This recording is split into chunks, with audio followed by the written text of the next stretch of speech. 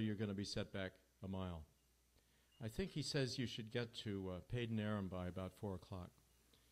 And the rich man says to him, Captain Nat, that's good enough for you, but I'm not a good enough sailor. I'm not like you. And Captain Nat says, well, I've already taken that into account.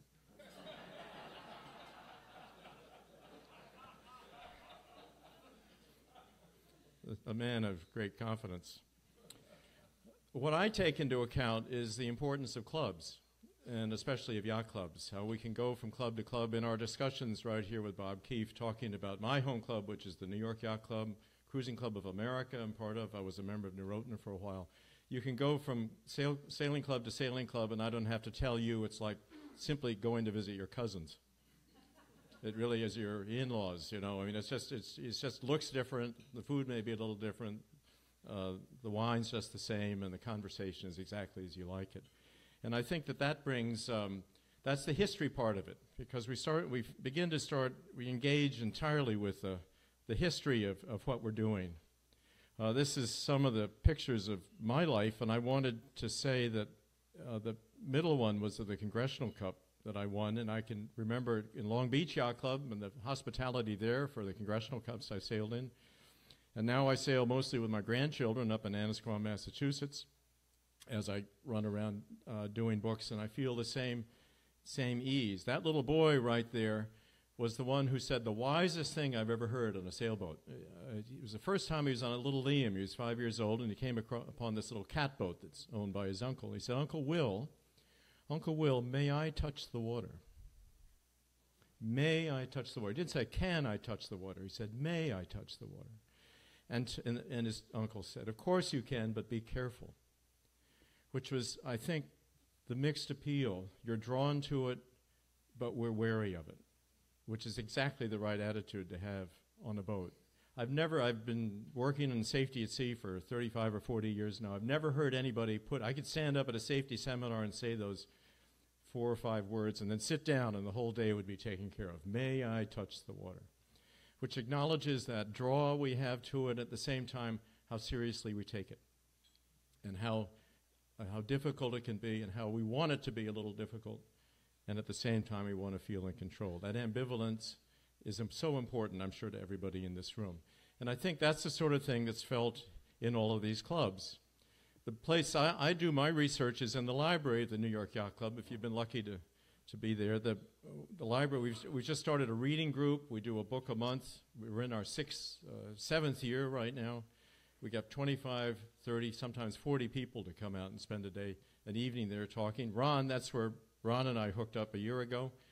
And at the end of the year, we have a nice banquet, and we make friends. We have a lot of widows who come to the club, and also couples as well, and everybody engages. And it's one of the great discoveries of my life is that we could bring this literature that we normally keep in libraries. We can go into the library and actually use it, and it touches our hearts. On the left is part of my library, which is a sticking point in my household because it overflows constantly. And but I'm lucky to have many of those books as well. Also, I do research in the model room of the New York Yacht Club, and that many of you have been there, or at least you've heard about it. Most remarkable room. And I'm going to tell you a little bit of story about the early days of the New York Yacht Club that tells you how that library, that model room came into existence. I think that you could say that almost all clubs have these things in common. They have colorful founders. They have the same goal, which is to provide hospitality and to run events. They have most of them have very interesting homes and settings, always settings. They have flexible leadership, the good ones, strong and responsive and flexible. I know this club has it. And it provides rules for fairness and for stability, and those are the racing rules I'll talk about in a minute. And they're also known for big events early in its history. Sometime in the first 10 years of the yacht clubs that still hang on, something happened. In this club's case, it transformed, maybe not 10 years, but it came over from Marin County. You established yourself in this remarkable, and I would say your recovery from the fire would fit into that as well. But all these clubs seem to have this in common. And beyond that, the affection of may I touch the water kind of feel and respect for the water as well.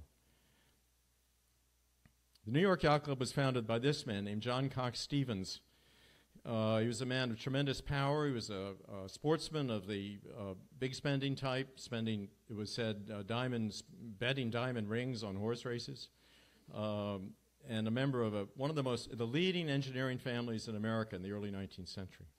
The Stevens family were pioneers in railroads and in steamships, and established the first railroad in America, went across New Jersey, and also established some of the first canal boats as well, really, and the first steamboats. It is thought that he was the skipper of the first steamboat that actually was under power in the United States, and that would have been around 1802 or 1803. A little boy was the only one who would fit into the boat, and they went off from the battery of Manhattan. They also, and will be important later, were very close, as you might imagine, to some other manufacturers in that business. And the leading family, by coincidence, the leading family was also had Stevens in the name. That was the Stephenson family of England. And they were leaders in railroad engineering and steam engineering in England. And they corresponded back and forth, and they had connections back and forth. And a little later on, I'm going to talk about the origins of the America's Cup, and you'll see that the Stevensons played a role in this as well. It was an international event long before we like to think it was. But the John Stevens, as you see here, was probably the first railroad engine in the United States, built by the Stevens brothers and the remarkable father. They founded the New York Yacht Club. This is pretty much what it looks like today. But when it was originally founded, it wasn't much more than a cooking shed on their property on Hoboken, which is across the Hudson River from Manhattan. On the left, you can see their family home. That's where Stevens Institute of Technology is today. And Stevens Institute had the first towing tank in the United States, successful towing tank, founded by the family. Edwin Stevenson, John Cox Stevens' brother, founded the Stevens Institute. And then in the 1930s, towing tanks became important. And Olin Stevens and Rod Stevens are two of the first people to get engaged with that. We now have a collection of reports in our library, collection of reports all through the late 1960s and early 1970s that, among other things, show the first towing tank tests of trim tabs and separate rudders, done with Dick Carter. Dick Carter, if you remember Dick Carter, remarkable character. His book will be out in about 6 months. We chased him down, and he's written his memoirs, and it's colorful, as you can see. He was the guy who broke open the racing in the 1960s and helped bring in the IOR. So here we are. Now, what do you see in the foreground in this picture that tells you something about John Cox Stevens? You see a catamaran. He was sailing catamarans in the 1820s and 30s, experimenting with them, just as Nat Harrisoff was doing a little later, and without much luck. You also see some catboats, because that was the standard racing boat in those days. It was this basic Cape Cod cat. Would go out and race all over New England. I'm not sure out here if you had catboats. Catboats could do anything, serve any purpose, and they were the foundation of racing. And here is Hoboken. It's a peninsula, you see, with a marshy connection to the mainland. It's now a city. It's a whole city right there. But in the cove, you can see the steamship on the left. We're looking southeast from Weehawken. Weehawken is where Alexander Hamilton and Avon Burr had their infamous duel. We're looking southeast across Manhattan. All those steeples are at the southern tip of Manhattan. And Hoboken is about 30th Street. If you walk the High Line, which I recommend for anybody, this elevated track, which is now a path going up the west side from 14th Street, you will look across and you will see Hoboken, and among other things, you will see a reproduction of that initial clubhouse of the New York Yacht Club, which is a storage shed. And the town of Stevens and the town of Hoboken has designed it much like the original yacht club. So here it is before the Stevens has developed it. You can see there's open water of New York Harbor to the south. And if you were to go left, you go up to the George Washington Bridge. And that was up the Hudson River. It was a wonderful place. But to get there meant coming across the river. The Stevenses owned it because they had taken it from a loyalist. A loyalist had it right up through the Revolution, and then he lost it to the state of New Jersey, and then the Stevenses came in and bought it and acquired it. And they gradually built on it and lived there as well. To get from Manhattan to Hoboken meant having a steamship. So part of what they were doing was to develop a little business. There was always a little trade going on, much as you see in other places as well. And that little steamboat on the left is probably a ferry bringing people across. The first races in American history, the New York Yacht Club was not the first yacht club, it was the first permanent yacht club. There was a little club in Detroit for a while, but it was gradually developing its programs. Much the way any club today, if it were founded today, would gradually go off and find out what it wanted to do. There's that clubhouse now. It's now sitting on the lawn up in Newport, Rhode Island at the club's Newport facility called Harbor Court. You can see it's very Gothic. It was designed by a famous architect from that period, mid-19th century, called Davis, who specialized in this exotic appearance. It's a really lovely little cottage. It's the kind of place in those days it was occupied by rogues like this. The yacht club had uniforms, and for some reason the uniforms specialized in buttons. And the button competition got completely out of control, and finally in the 1880s they banned it. They banned the New York Yacht Club button because it was getting out of whack.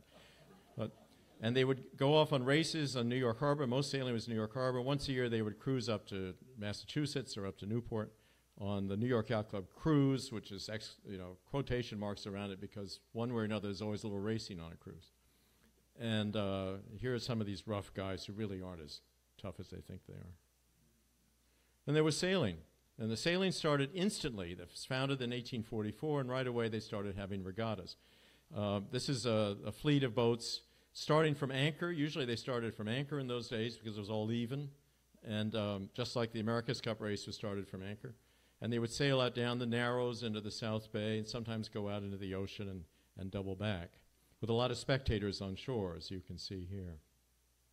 The problem they had was nobody knew how to manage a race.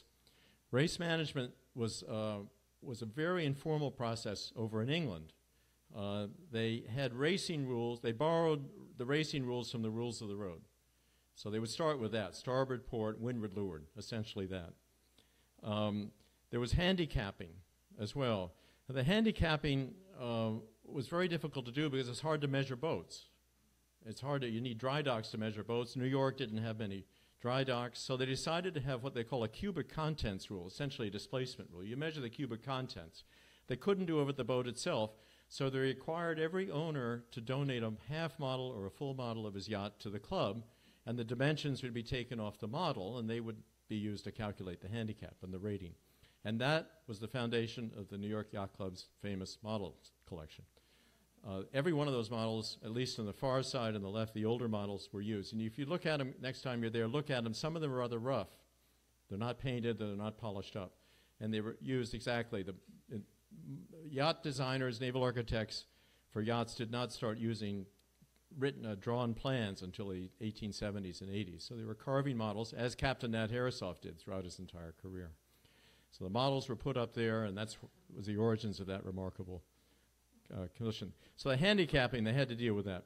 Then they had the problem of collisions at marks because there wasn't a buoy room rule in the rules of the road. And the problem is they didn't know how to phrase the buoy inside boat has right of way. They didn't know how to phrase it, so they borrowed the language from the overtaking boat one and simply said, treat it like the overtaking boat rule, only the inside boat has the right of way. And they finally worked out the language. Over years, if you go through, I'm writing a history of the race committee, race management now, for the 175th anniversary, and I'm seeing that they're improvising from problem to problem. And the race committee itself, very small then, 3 or 4 men, always had a lot of power. Many of them were former commodores, and that's the kind of thing they had because they wanted to have the authority to get everybody's attention. So they invented a buoy room, and that was the most difficult one because, as you know, this is before the zone came along, but they had to sort out what exactly was meant over time. There was also a problem with what I politely call mark rounding confusion, is that nobody ever wrote down what side you were meant to leave a mark at. On a windward leeward, long leeward run, there would be a tradition at a certain club. At New York Yacht Club, the tradition was you left it to starboard. At the Royal Yacht Squadron, you left it to port. So when the English yachts came over here for racing the America's Cup, there would be confusion. It wasn't written down, and that's when the race committee realized they really had to write all this stuff down. It had to be legalistic. It took them only 3 or 4 years in some cases to get this point. As somebody once said, if the sailors don't understand, it's the race committee's fault. something we, of course, know, but they discovered this very early in the process.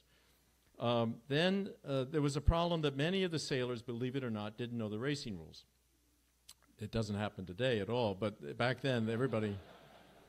So they came up with a double penalty. If you were disqualified from 2 races in the New York Yacht Club, you weren't allowed to sail another race that summer. You essentially were banned. And that took care of that. Even Charlie Barr, the great America's Cup sailor in the late 19th century, got into this. Extremely aggressive sailor, was always in trouble. And there was one America's Cup trials in 1901. On the same day, he was thrown out of a race, and he was selected to defend the America's Cup. So the rules enforcement was as much an issue, then as probably even more than today. And then there's this question, were the race committees judges or umpires? Today, if you've done any team racing, as many of you know, they're umpires. They're calling penalties on the water.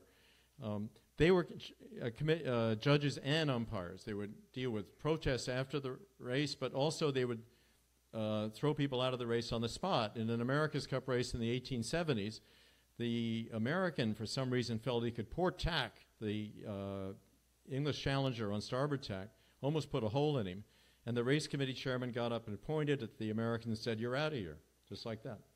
And there was a protest.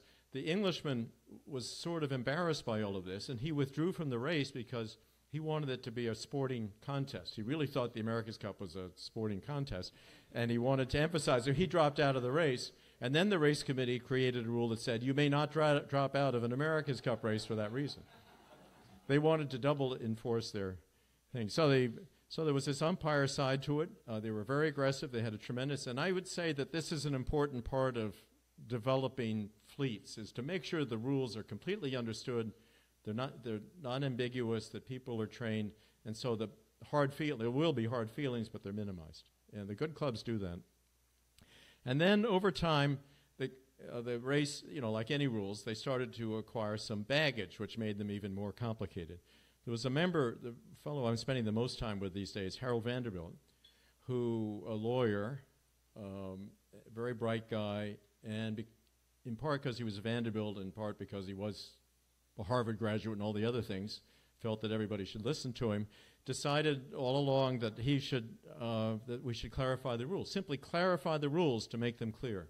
And it took him 20 years. He drafted some rules in the early 1920s, and then in the 30s there was a committee. Harry Anderson's father was part of this, and they were finally accepted. This Vanderbilt rules, these new and modernized rules, were not accepted in the United States till the 1940s, 100 years after the club was founded. So the rules are constantly being, today there's a regular revision of the rules quite dramatically in the last 2 or 3 years, with great people like Dick Rose and others doing it. But it took a while to get into the habit. But they knew that the club and the institution would not have credibility unless the rules were observed, and to make them observed they had to make sense. And to read these reports, these annual reports they did, is really quite enlightening of how much effort went into this. Then there was a question of legal responsibility. This is a little picture I found up at Mystic Seaport a while ago. It shows the owner, a young lad, reading, I think it's the Annapolis Book of Seamanship he's reading, and the professional captain up to leeward is yelling at him, head up, sir, head up. Well, who is legally responsible on the water? At that time, they were sailing very large boats, and the captains, the professional captains, were in physical charge of the boats. The owners were sort of observers, much like this. And but when push came to shove, the owner was expected to be fully responsible for the boat. If a foul was made by the professional captain, the owner was the one to make the decision to withdraw, and that was expected. And you see these in the rules repeatedly, time and time again, that the owner is the responsible one. Sometimes there would be a question of whether they hit a mark, and all the owners and his friends were down below having lunch. And when the owner was notified, he would drop out of the race, because that was what you did. So this responsibility was an important part of it. Otherwise it would have fallen apart. They're walking kind of a tightrope here, inventing a sport and inventing the rules around it. And on the whole, the effort was extremely productive and a lot of contributions to it. Well, in the time that we're talking about now, the America's Cup developed. And the big event Remember I said there's always some big event in the first 10 or 15 years of a successful club. The clubs I've done histories of: New York, Indian Harbor, which was founded in the 1890s, and by the 19-teens had big schooners that were out racing in serious races. Sewanaka was starting to do international races within 20 years of its founding. Another Shelter Island Yacht Club out on Long Island created. Shelter Island Yacht Club now has 40 Harrisoff 12.5s, fiberglass 12.5s, so they're the day racers on there. It's the most popular boat in many parts of the East Coast. Up in Buzzards Bay and down in Shelter Island is a design from 1913, the Harrisoff 12.5. And it says something about what kind of people like it because it's convenient, it's easy to get under sail, gaff rig. Sometimes they set shoots, sometimes they don't. A lot of husbands and wives cruise, and sometimes with kids. Very, very successful boat that has held on all these years. So the big event, America. This portrait, is in the dining room, the grill room of the New York Yacht Club down on the far wall. It's a primitive, as you can see. The little Grandma Moses in here. The figures are a little out of proportion with the hull, and that has a primitive. I think it's titled the Untrained Artist Painting because nobody knows who painted it. It came to the club through a member, and that's all they know about it. They're flying gigantic Club Burgee, and the American, that anchor was the Yacht Ensign, was created by the New York Yacht Club at the request of the federal government to identify yachts so they wouldn't have to pay duties when they came into port, unlike commercial vessels back then. So here we have it. Take a look at this picture. Here they are. Here we have a close-up of this crew celebrating this. They got top hats. They're doing high fives. Clearly, there's a lot going on here. They're expressing not a fact but a feeling, aren't they? Some celebration. The America has won it. But there are 4 people in here that you wouldn't expect to see on the Yacht America. What do you see? Mary, how many? What do you see? 4 women. 4 women. In a dress on the left and 3 in the cockpit. And I have a feeling, do you know the famous painting called Washington Crossing the Delaware? It's the Met Museum by Lutzy. And what is it? Each person in there represents a certain part of America. There's a black seaman. There's somebody in farming clothes. Each one of them has a attribute that makes them distinctive as an American. There might be some features in there that would say Southerner to some people, for example, or New England to the other. And maybe that's what's going on here, is that this universal celebration, it goes beyond simply the New York Yacht Club. It's this universal celebration. Something great is happening. And that, I think, was the response to America winning this race over in England in 1851. Here is a cemetery out in Brooklyn. I've written a history of a cemetery, and that is, I got to tell you, is fascinating. And here is the monument to a pilot captain from the mid-19th century named Charles Woolsey. Beautiful, it's called white zinc, beautiful metal, very detailed. He's holding a steering wheel. And below him, between his legs, is a support. And look what you see there. What do you look like? It looks like the Yacht America. It probably isn't the Yacht America. It probably is a sister ship of the Yacht America called the Mary Taylor, which was a pilot boat. Here, I'll go back to that. That's the best picture I could take of it. No one else knew what I was doing, standing on my head, taking this picture out there. And it's in inland Brooklyn, which is a great port until through the 19th century. And there's something about it that says Yacht America to you. Well, as it turns out, George Steers, this young English immigrant, was designing, brilliant man, and a favorite of the Stevens family, was designing boats of all kind and developing commercial vessels as well as yachts, and developing his own style as time went on.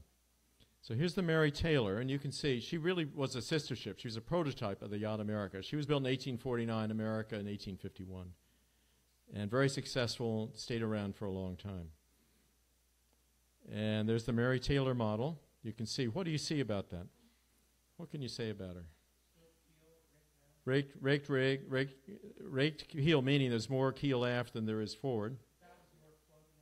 Bows plumb, and the bow is probably hollow. I didn't get much resolution on this image. A very large rig, for one, and a lot of boat aft and a lot of not so much boat forward. Well, that was very different. And here's the Yacht America showing pretty much the same thing. The rake of the keel isn't quite as extreme, but you can get an idea of the bulk of the boat aft and the very fine of the part of the boat forward. And this is what Yacht America was known for. She seemed, as one of the Englishmen said, we've been sailing our boats backwards all these years.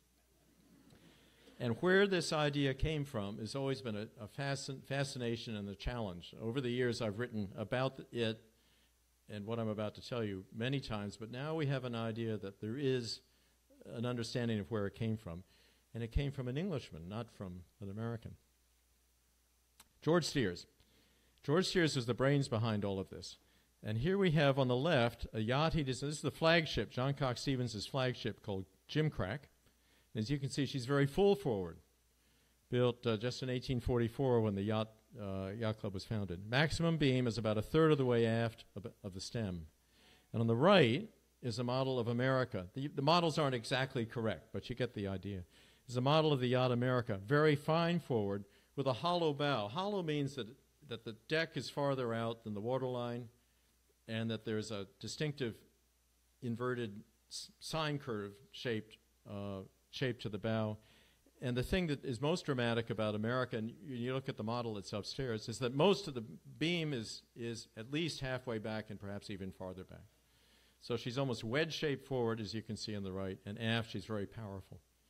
So it's very different. Something happened between 1844 and 1851, or actually 1849, because Steers was already doing this kind of shape in pilot boats. So something was going around the world. There were ideas floating around the world that inspired this. Was America wholly American? And she, as the great historian W.P. Stevens said, she was contrary to all established ideas on both sides of the Atlantic. Well, he was wrong about that, because there was an idea floating around in England by a man named John Scott Russell, who was a physicist, a mathematician, and also a naval architect. And he was inspired by Isaac Newton, who wrote on naval architecture and who was fascinated by geography. He had two geometry. And the idea was that if the hull line should be based on shapes of waves, and if they were so, water would flow, as he said, unopposed and offer zero resistance. Forget Froude, forget tank testing. I tried to, do you know Skip Dashew?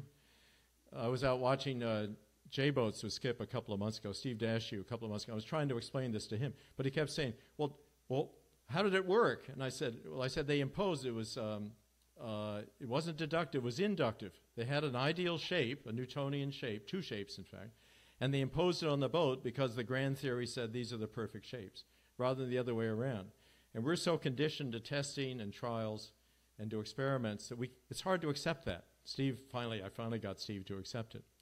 The two shapes were a sine curve, the upper one, the depth of the sine curve, the concave part of the sine curve, and the other shape was what Newton called a sinusoidal curve, which is simply a circle. And he thought that Newton thought, and also Russell thought, that the sine curve belonged up in the bow because a wave had that shape, and that the cyclical curve should be in the back of the boat because by the time the wave got to the stern, it had that shape as well. You have to accept this as Skip did, because it is entirely inductive. It's imposing another theory on it. It's different from what designers do.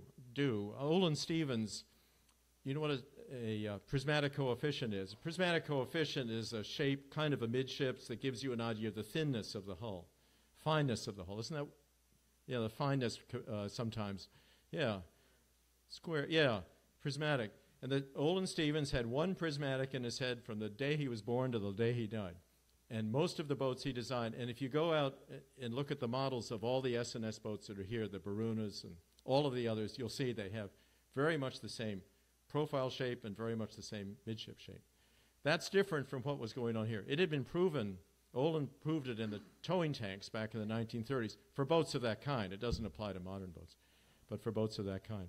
So this was an idea. You take these perfect shapes and impose them on a boat, the curves, the sine curves up in the bow, the big round ones aft, and you're going to have the best boat. Among other things, it means that the maximum beam is about halfway back, not a third of the way back you had with those cod's head and mackerel tail boats.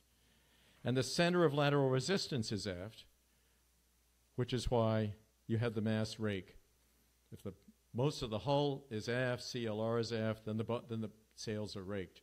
And this is why, so the theory goes, they have this distinctive rake. This is one of the profiles drawn of America when she was in England. She attracted a lot of attention.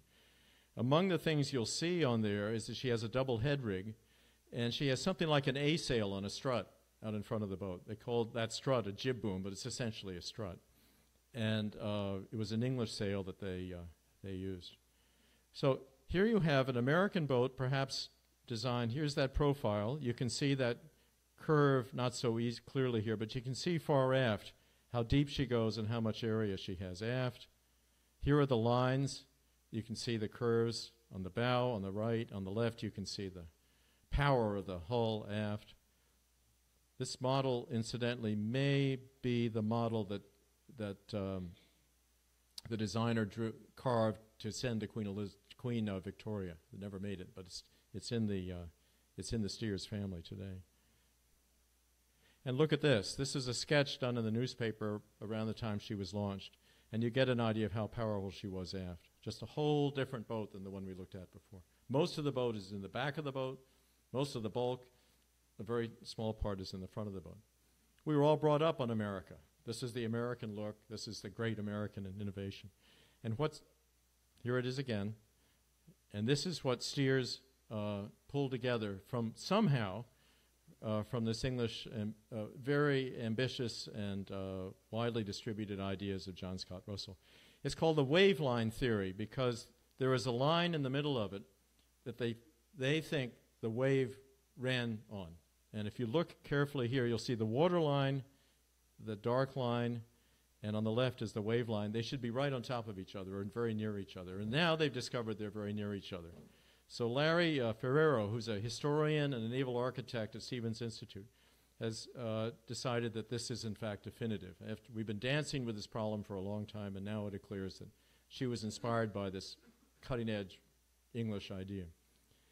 And it takes some objectivity to accept this, being Americans. I presented it when Larry came to the Yacht Club last spring to talk about it. Was one guy who was absolutely furious at the idea that an Englishman had any effect on the boat whatsoever. Been brought up with this. It's just doctrine. Whereas you take 3 or 4 steps back, and he said, no idea, even before cell phones, no idea. Is entirely national. That there are always boats coming over. There are always people observing. But there are people who simply are going to resist it. It's like burning the flag, to suggest this, and some of you may agree. But what Steers did was perfect it. Put it on an American boat and then took it over and raced over in England and won that one race. The problem with this type of hull is it doesn't steer very easily. It doesn't tack easily, as they discovered. And when they came to finally got the boat over to Europe, they asked the Stevens brothers who owned the boat, they asked Steers to do something about the steering. As one of them said, James Hamilton, who was Alexander Hamilton's grandson, one of his sons, Hamilton said the boat does not go about rapidly, and that was true. And they tried to trim a little off the rudder to make the owners happy, and a little bit off the stem to do the same thing, and absolutely didn't work. What they hoped was that they wouldn't have to, if you've ever sailed in the Isle of Wight, in the waters up above on the Solent, it's very narrow and very shoaly, and you have to do a lot of tacking, a lot of short tacking up there. And they were hoping they wouldn't have to go to windward up there. Well, they made a friend in the Commodore of the Royal Yacht Squadron, the Earl of Wilton, and he arranged, as did the club, that the course would be clockwise so that all the tacking was outside, so they could go off on long tacks rather than short tacking up the bay. The boat was accepted and welcomed when she got there. If anybody was difficult, it was John Cox Stevens, who kept trying to get bets from people with match races. And he was having trouble getting bets, and eventually an accommodation was made with him by his friend Stevenson. But all of this was part of the understanding. That star on the right is about a light ship that some people thought ought to be rounded during the race, but the Americans didn't know about it. It was one of those questions where it was a local custom but not written in the rules. And she cut it. She gained a bit of an advantage of it, but nothing like the advantage that she eventually had when she won the race. So now I've sailed. Do you know Troy Sears' boat? She's been up here, hasn't she? 2 times, yeah. I sailed on her last year in Maine. We were sailing from Castine in a race, and here she is. She's not a replica. She's much bigger. She's much heavier, but has very much the same shape, including an extremely large sail area and a pretty substantial rake. He steered the first hour or so, and then he handed over to me, at which point I was almost thrown off the boat by the weather helm. And fortunately, right behind me, where he couldn't see, was the main sheet winch. And I was able to let off, whole yards of sheet. When you have an overlapping main like that, nothing stops the boat as quickly as trimming the main too hard. And once we got the main out, there's a little bit of luff forward, and she just took off. And the problem, as you can see, if you can see a line coming off the stern there, can you guess what that is? Maine, does that tell you anything? Lobster pots. We were picking up lobster pots, and he had blades around his prop, but he didn't have them on for that day. And we spent a lot of time unhooking ourselves from these temporary anchors. But she started to perform, and my guess is that America had to be sailed the same way, with a hand on the main sheet all the time. She also, when she got over there, here's another contrarian view of how she was sailed, was that she bought some sails from the Brits. She had a topsail on the mainsail, and she had that big jib that you can see here, that kind of A sails on the strut forward. And they came from a Ratsey loft that they found in Cowes. That became a big issue several years ago because, as you can imagine, the America's Cup recently is full of litigation, and among the people who benefit from that litigation are experts on the history of the America's Cup as expert witnesses. And among the issues that came up was North was selling sails, American sails for the Italian, I think, Defender, and all hell broke loose. And I was able to trace 18 different incidents in the history of the America's Cup where there were violations, even Americans loaning sails to the British challengers in the Sopwith Year. So that was dispensed with. But it was among the myths about the America's Cup always is that it's always been pure, and that's not true. They had a race, they won the race, and then he wanted to have a match race, John Cox Stevens did. He was a betting man, and he got his friends, the Stevensons, his not business partners, but the very close relationship.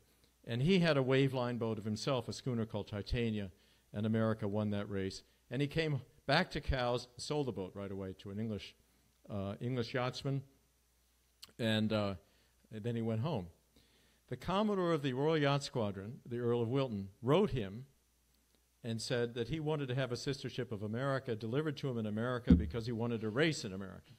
And what he wanted to do was race the Americans. It was perhaps the first hint of an international challenge cup. And Wilton backed out. He had family problems. But the boat was not built. The file for this is in a folder in the New York Yacht Club Library saying not to be opened without permission of the Commodore because it was so sensitive, the old days. I'm the chairman of the committee, and I don't need no permission to open something in my library.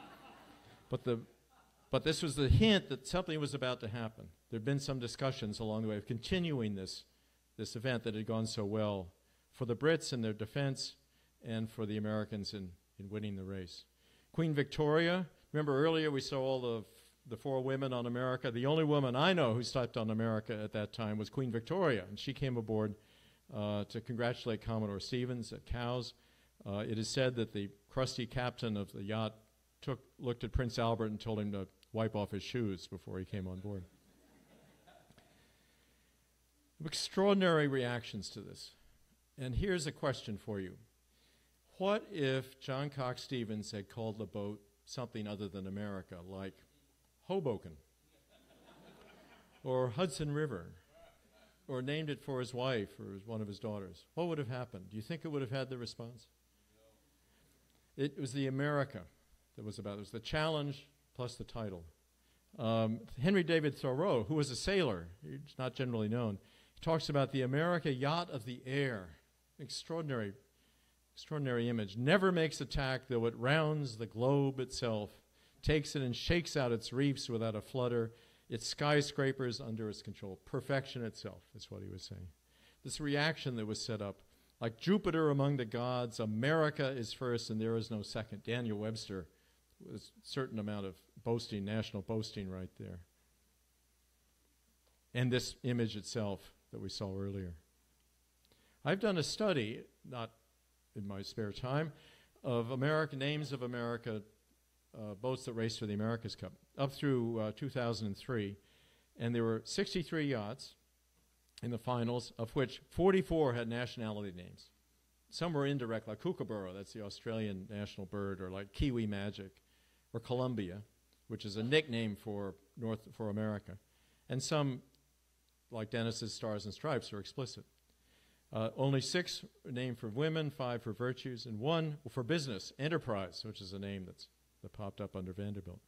And only 1 nautical name in that entire run of boats, Weatherly. And remember, these are the fundraisers. These are the owners. They were a little bit in a marketing business here. What did they want the boat to be known for? And the American boats, more often than not, vastly more often than not, were named nationality names. So it connected immediately with the American people. And if you've ever been out to watch an America's Cup race or seen pictures of it, you know how much it did. In time, the waveline theory was disproven by scientific advances and researches, but that shape was still effective. And there's an old saying about science: sometimes you go through the wrong door and you end up in the right place. And this was a case where the wrong door was this bizarre theory imposing Newtonian geometry on boats, and still boats of this shape did well. In time, Nat Harasoff and G.L. Watson. G.L. Watson is not well known, but he was the greatest designer of the late 19th, early 20th century of racing yachts. In Britain, developed a whole new kind of boat with fin keels and with boats. That changes in designs were coming already, as you can see, with America on the top and one of the 1870s boats at the bottom.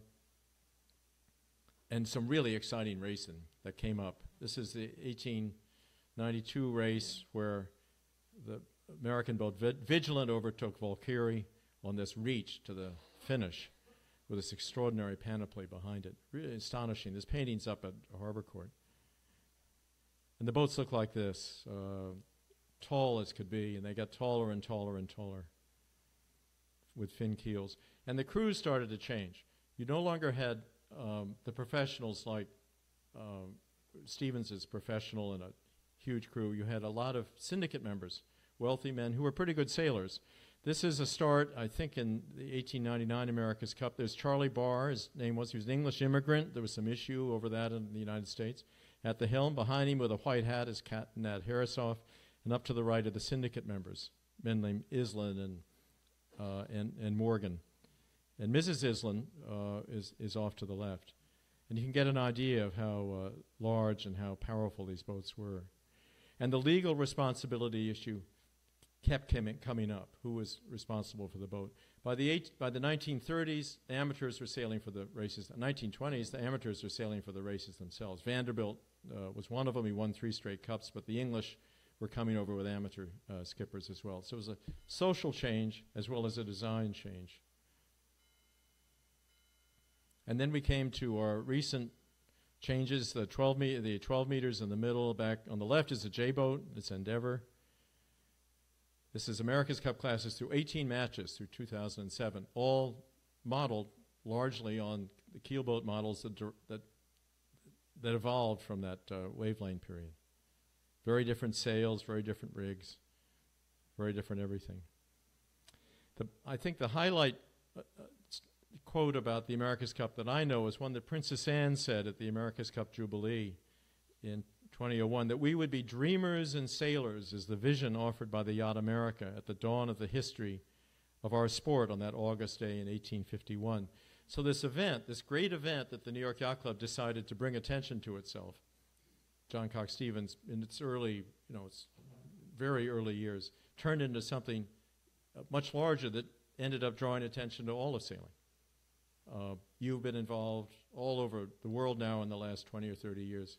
And now it's back in New Zealand with a whole interesting, novel kind of design issue that's arising that all of us are kind of holding our breath to see how they pull it off. And the excitement turns there, and it keeps the conversation going.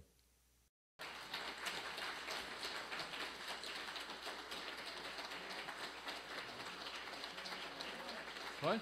Yes, there you go. Yeah, there you go. It's been hanging there a long time. Yes.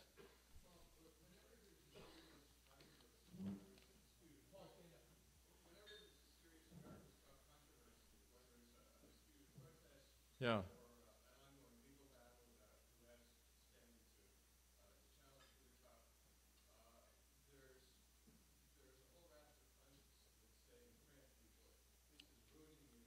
That's it. Never return. Yeah. Yeah. Yeah. Yeah. Yeah. Yeah. This is the end of the America's Cup. This argument about. Yes, that's right. They've been paying. Yes, that's right. Yes.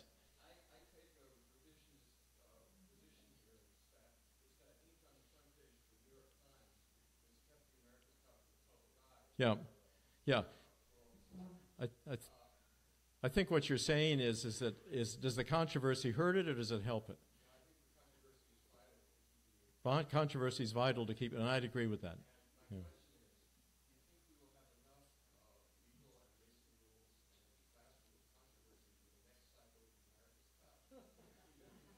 Yeah, will it survive? Will it thrive? Do we have enough? We got the Kiwis, who everybody loves down there, and who do things pretty well.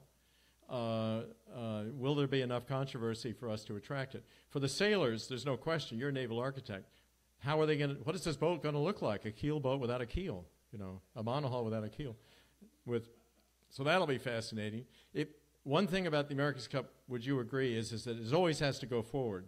Once you've made a leap forward, you keep going. You can't turn it back. I mean, the decision about dropping multi-hulls makes sense, but the idea of the foiling, they had to experiment with foiling once that had been introduced.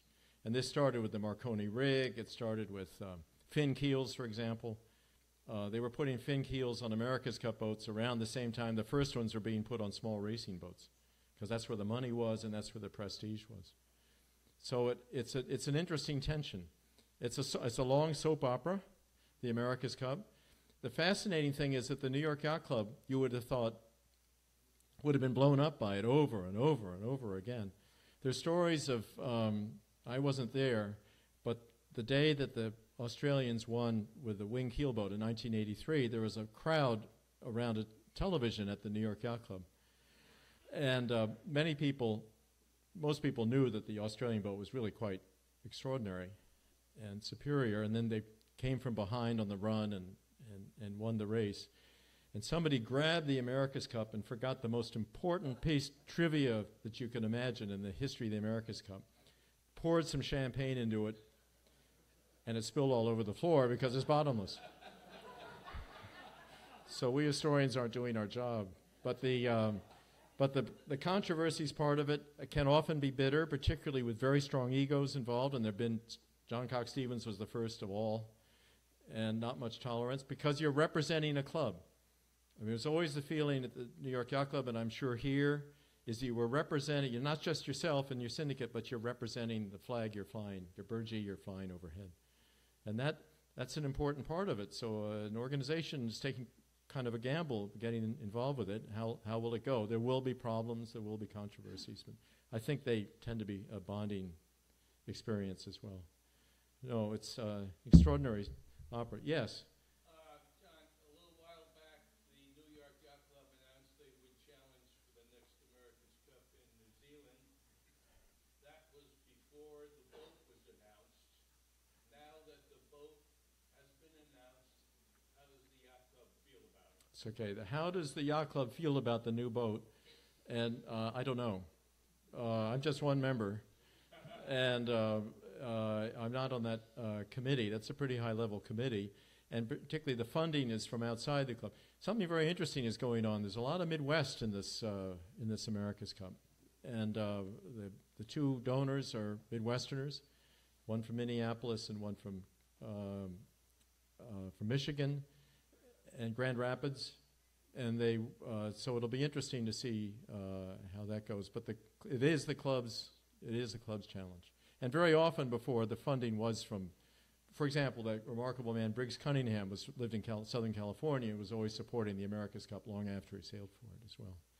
But so I don't know. My guess is they see it as a challenge, as a design challenge, and that's the technology is part of it. And we don't know what shape they're going to impose on it, but if they can transform monohull design the same way multi-hull design has been transformed over the last 7 or 8 years, it'll be I'll be interested in following it. May not understand it, but I'll be fascinated by it. Yes?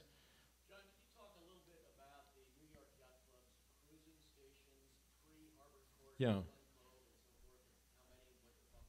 Well, the New York Yacht Club became a national club, certainly a regional club in the 1890s.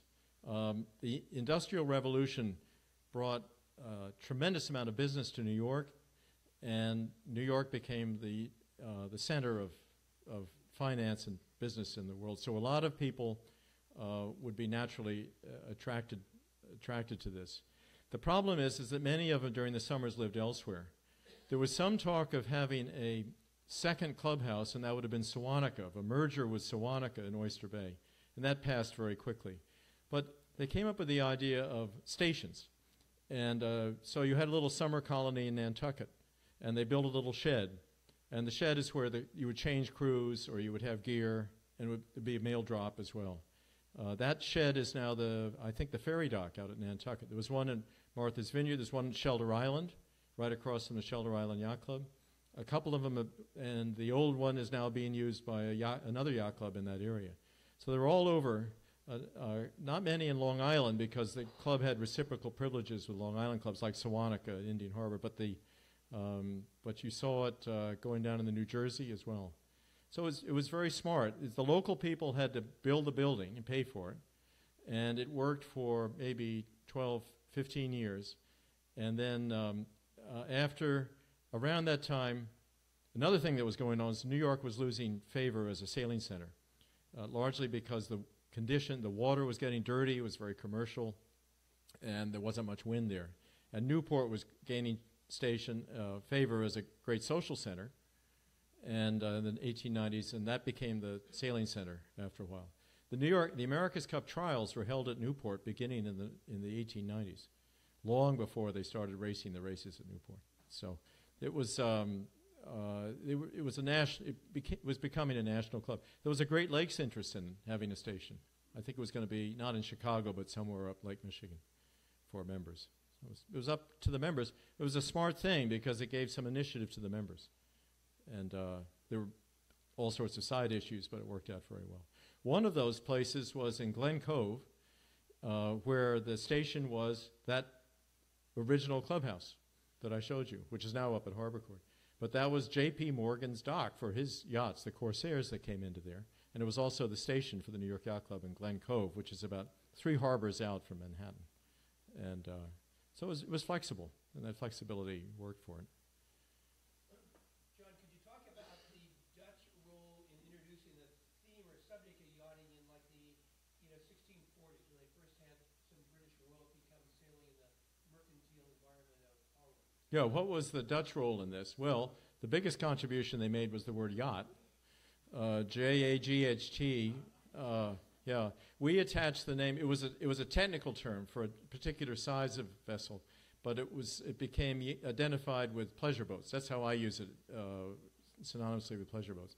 But there was always a Dutch connection in New York, and there were Dutch. Remember, the Vanderbilts were Dutch, and were clearly Dutch, and they were deeply involved with yachting all the way through. Not everybody was Dutch, but a great many were. So that you cannot travel around Lower New York without encountering the Dutch one way or the other, or out in Queens and going up to that area called Flushing, in particular. Flushing, where there were a lot of Dutch up there in the flower business. I learned this in my cemetery history. Where did they get all those flowers? They bought them from the Dutch and took them out to Brooklyn. And Brooklyn itself is a Dutch name, as is the word Bronx. So there's Dutch connection all the way through. Yes?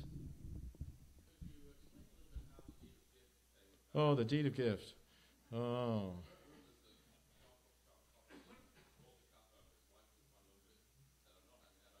That's right, yeah. I'm not sure about that part of it, but they took it to they had a nice fancy dinner, and 1851 they came back. 1852, Stevens was getting elderly. He was then well into his 60s, and he was, which was, for the way he lived, he was getting on. And so he gathered the members of a syndicate, of which there were about 5 members, including that Hamilton and some other wealthy. Some of them were not sailors. They just happened to be members of the club. And a man named George Schuyler. Schuyler was an engineer, old Dutch family in New York, also connected to the Hamiltons. And not a lawyer, but particularly talented at drawing contracts. He's the one who drew the contract for the building of America at the Brown shipyard down on the East River around 10th Street, partly because he was a part owner of that shipyard. Schuyler was.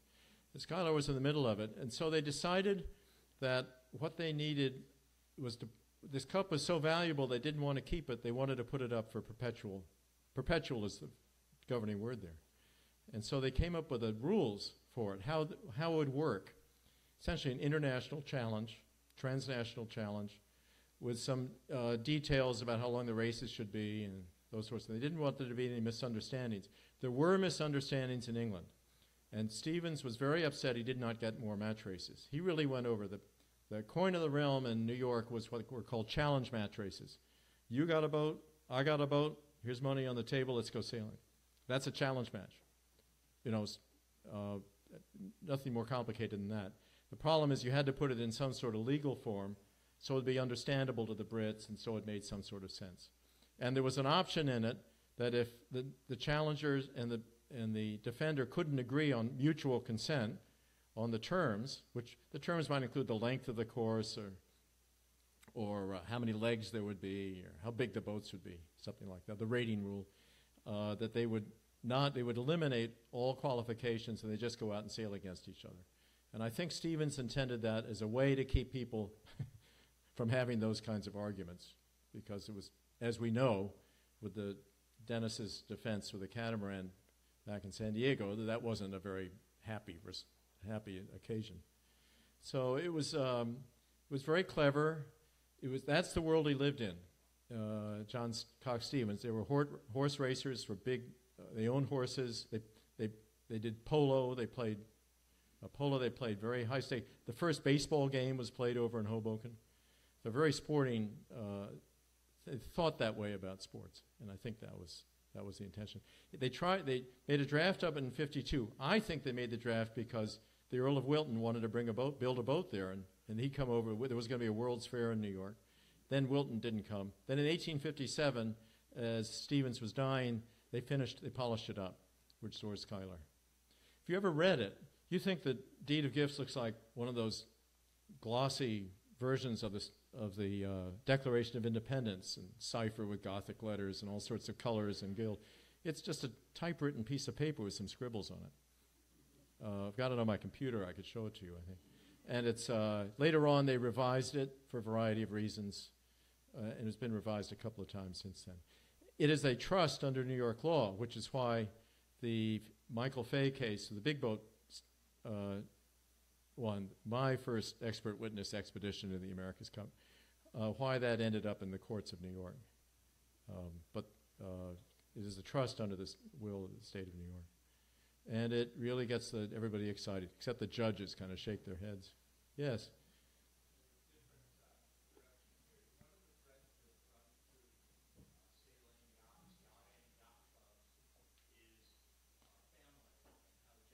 Family. Yes. Yeah.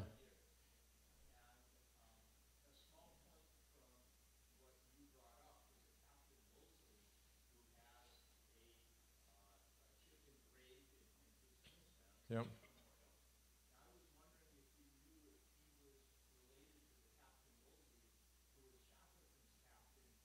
I didn't know that. Yeah. Is that true, do you think? No. I do know that on the family business is that there are 3 tombs there at the foot of that statue, and only 2 were filled. Captain Woolsey and his wife and his widow and his daughter took off for the far west and was never seen again. So the family thing only goes so far.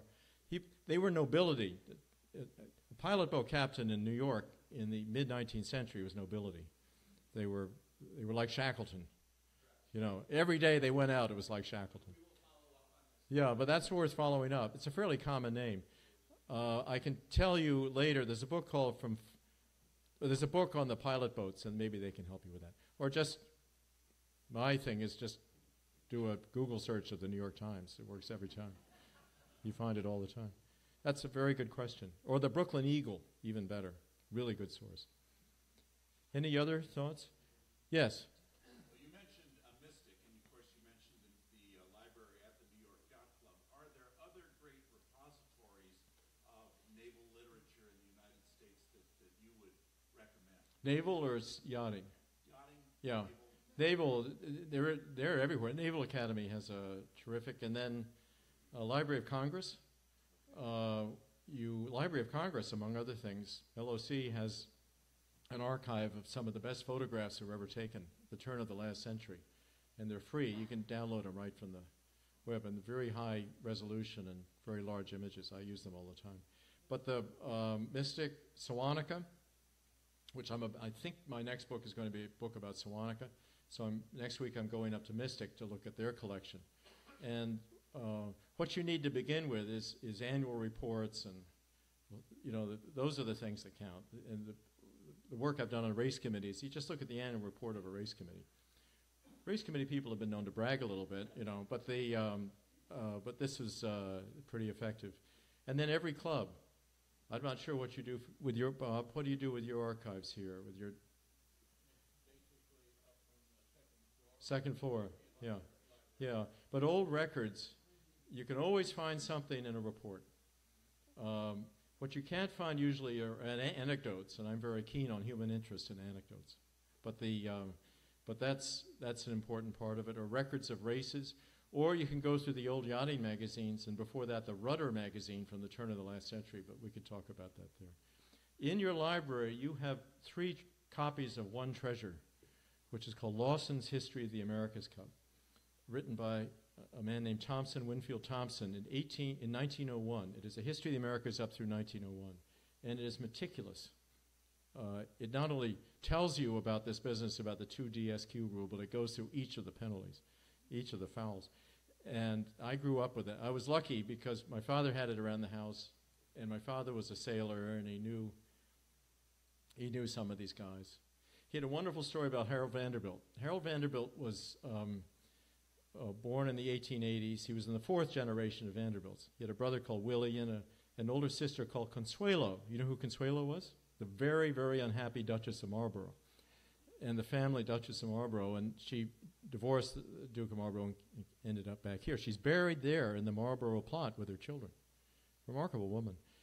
And Harold was the youngest, and youngest ones always get away with something. And he exceptionally bright, and his parents gave him boats. His first boat was what's called a half-rate. It looks kind of like a moth. He and his brothers, and they raced it off of Newport. And then later, he was given a cruising boat on his graduation from St. Mark's School, 53-foot cruising boat. It's now sitting in the Harrisov Museum. Then he built himself a schooner called Vagrant, which he won the Bermuda race with in 1910. A great uncle of mine owned that for a while. It's passed around. It's called Queen Mab. And then he built another Vagrant. And then he got interested in the America's Cup. And he also was interested in M boats. We were driving around today, and I can remember years and years ago in Sausalito, Jack Hedden, who I knew, took me around to show me all the M boats that were tied up off. You know what an M boat is? Is it bigger than a J boat? No, smaller than a J boat. One size smaller. Exactly. Thank you. About 80 feet overall. Right. Pursuit was one of them, and I think one of them was one of his as well. There were two here. They used to sail Mexican races, didn't they? One ran aground. Windward. Windward was, that was an Indian harbor boat. Yeah. And did they do transpacks? Kind of roly-poly for that kind of sailing. Pacific Yacht Club never wanted them. Yeah. Didn't expect they should ever be in the open ocean. Yeah. They were day racing boats in protected water, weren't they? Yeah. The first night out, they knocked the rig out of Windward. Oh, that was probably, yeah. Take very long. So Vanderbilt owned a series of big boats, and he wasn't a natural sailor. And then he got involved with the America's Cup game. He could afford it, even during the Depression, or actually partly because of the Depression, because prices dropped. And he built 3 boats over 3 years and won in every one of them. And after that, there was some, let's say, hard feelings with the British during those those America's Cup. A lot of nasty language back and forth. And he built a 12-meter called Vim and went over and sailed it in England. But before he sailed it in England, he tuned it up one summer in Oyster Bay, and so he took out a lot of kids with him. One of them was my father, with Harry Anderson. And my father had a couple of stories about Harold Vanderbilt. One of them was that they once started a race, and the other boat in the race was not ready. And the crew was not happy about this, because the other boat was still getting their jib up while Vim was racing. So they all look at Rod Stevens, who was the best connection with the great rigger, Mr. Vanderbilt. Mr. Vanderbilt, he goes back, Mike, he says, why don't we go back and restart the race? Because, it'd be more sporting that way. And Mr. Vanderbilt didn't know what he was talking about. That's the kind of focus he had. Yeah. So either that's a good thing or a bad thing. So then I said, of course I was 14 years old and I was reading all Vanderbilt's books. So what was it like sailing with Mr. Vanderbilt? Well, he says, we'd get up in the morning. We all lived on the same yacht. And we'd throw medicine balls around for a while. He was a fitness freak. And then we'd go sailing. And we'd end up at another harbor on the New York Yacht Club cruise. And we'd come back and we'd get a shower and put on our tennis whites. And then the launch would take us ashore. And there would be Mr. Vanderbilt's Rolls Royce waiting for us with 4 tennis rackets in the back row, back seats. So it'd be Rod Stevens and me. My father was quite athletic. And Mr. and Mrs. Vanderbilt, who were dedicated tennis players. And we'd go play, and they'd always, somehow or another, they always found a grass court. And so what question was there left for me to ask? Who won? Well, let me finish this. Who won? And my father said, somehow or another, Mr. Vanderbilt always won.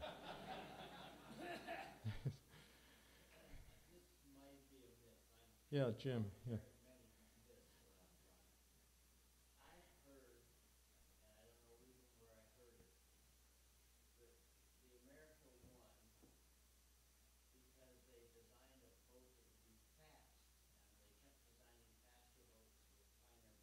Yeah. So they could go out and get their catch and bring it back to market. And the English were designing boats that would carry a lot of cargo. Right. And so the differential on the speed. Have you heard this? Well, but the wave line was used to build a lot of commercial vessels in England as well. Russell built an awful lot of commercial vessels. And speed was an important part of it as well. They had to build them well, of course. But I think the Cod's Head designed blunt-nosed boat probably provided a lot of stability, particularly and a lot of deck space if you were going to war. And that was no small capacity. You had to be able to defend yourself. They may not have sailed quite as fast, and they very rarely went to windward anyway. So I think all of these are reasonable questions to ask. And what priority was being set at any one time may well have to do with whatever the Navy was concerned about at the time, or where the latest issues were. But people were always experimenting, and they were always trying, as we know. I understand your most popular class here is with people with kites in the air. And I'm going to take that back and see if we can do something on Central Park Forum. Thank you very much.